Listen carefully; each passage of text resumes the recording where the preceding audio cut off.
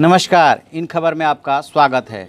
लोकसभा चुनाव में करारी शिकस्त के बाद कांग्रेस में जबरदस्त उठापटक चल रही है। कांग्रेस अध्यक्ष राहुल गांधी ने खुद ही इस्तीफे की पेशकश करके और सबको हैरत में डाला हुआ है। अभी तक औपचारिक तौर पे उन्होंने अपनी पेशकश वापस नहीं ली है, जिसको लेकर के पार्टी में काफ़ी असमंजस है। लेकिन इसी साल जो सितंबर अक्टूबर में चुनाव होने हैं 3 राज्यों में, महाराष्ट्र, हरियाणा और झारखंड में, उसको लेकर के पार्टी नेताओं को नहीं सूझ रहा है कि कैसी रणनीति बनाई जाए कि 3 राज्यों में अधिक से अधिक सफलता मिले। रणनीति क्या बनाएंगे? अभी जो हार का सदमा है या हार की जो घबराहट है, उससे पार्टी उभर नहीं पा रही है और एक दूसरे पे ब्लेम गेम चल रहा है।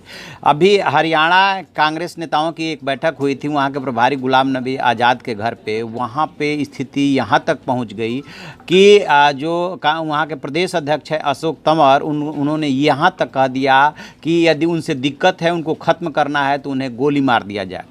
जब बात गोली मारने की उठी तो इसके तह में जाना जरूरी है कि आखिरकार हरियाणा कांग्रेस में ऐसी कौन सी बात चल रही है जिसकी वजह से ये नौबत आई। दरअसल हरियाणा में जितने बड़े नेता हैं उतने ही बड़े गुट है। राज्य छोटा सा है, वहाँ पे 10 लोकसभा की सीटें हैं और 10 लोकसभा सीटें इस बार बीजेपी जीती है। कांग्रेस का सफाया हो गया है। कांग्रेस को पिछली बार 1 सीट मिली थी, जो कि हुड्डा के बेटे ने वहाँ से रोहतक से जीत दर्ज की थी, लेकिन इस बार वो सीट भी उनके हाथ से निकल गई। दीपेंद्र हुड्डा के हाथ से वो सीट भी निकल गई। तो जो गुलाम नबी आज़ाद के यहाँ बैठक हुई, उसमें सारे बड़े नेता मौजूद थे और बात ये हो रही थी कि हुड्डा कैंप ने जो अटैक किया अशोक तंवर पे, और जो गीता भुक्कल हैं झज्जर से विधायक, उन्होंने बातचीत की शुरुआत की थी और विधायक दल की नेता किरण चौधरी के साथ उनकी नोकझोंक हो रही थी। इसी बीच जो है बारी आ गई अशोक तंवर की। दूसरे नेताओं ने अशोक तंवर को घेरना शुरू कर दिया।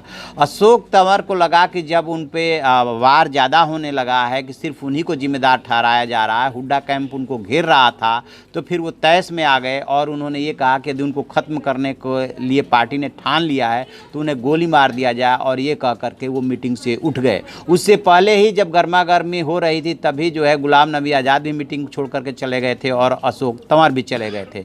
आपको एक बात बताएं कि हरियाणा में 4-5 कैंप काम करते हैं। एक सिंह हुड्डा पूर्व मुख्यमंत्री का है, एक अशोक तंवर जो प्रदेश कांग्रेस के अध्यक्ष हैं उनका गुट है, एक किरण चौधरी जो विधायक दल की नेता है उनका गुट है, और एक कुमारी शैलजा जो राज्यसभा में है उनका भी एक गुट है।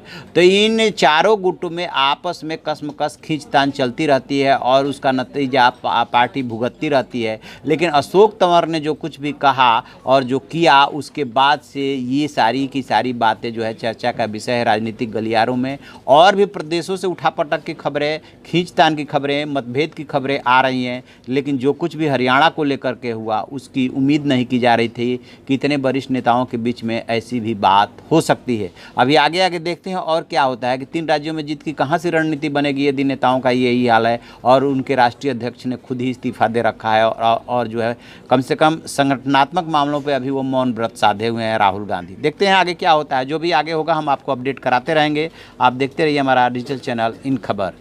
Thank you. इन खबर चैनल को सब्सक्राइब करें और बेल आइकन दबाना ना भूलें।